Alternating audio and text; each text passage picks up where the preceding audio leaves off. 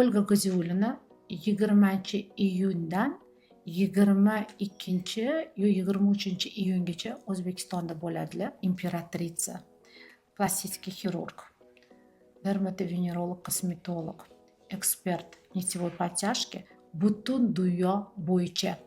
Nimaga? Chunki bu ayoldan zavodlar ipli chiqasi, Koreya, Italiya, Fransiya bu ayoldan maslahat olishadi.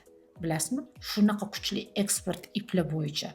Endi xirurgligiga gap bo'lishi mumkin emas, lekin bu shunaqa kuchli ekspert. Oldin bu Aptus katta kompaniya, butun dunyo miqyosidagi katta kompaniyani eksperti edi. 20 yil o'sha yerda dars bergan. Men xursandmanki, men bu ayol bilan juda ham do'stonaman.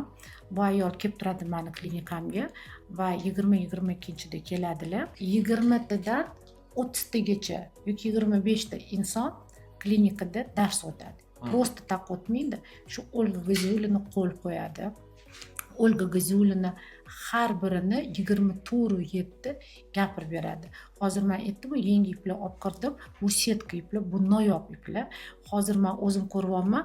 Toshkentda atigi 10 ta odamga qo'ydim bu ipni, 10 ta. Hali hammasiga qo'yishga vaqtim ham yo'q.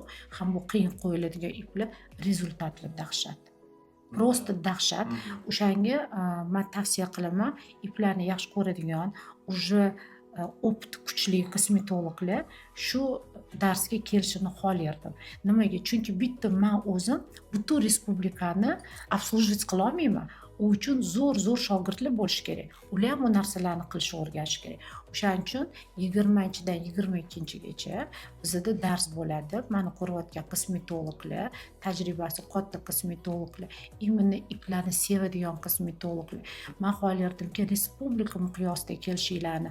Bu Aziyadan, o'sha Qirg'izistondan, Qozog'istondan, Tojikistondan, o'zimizning butun respublika miqyosidagi kosmetologlar kelishi.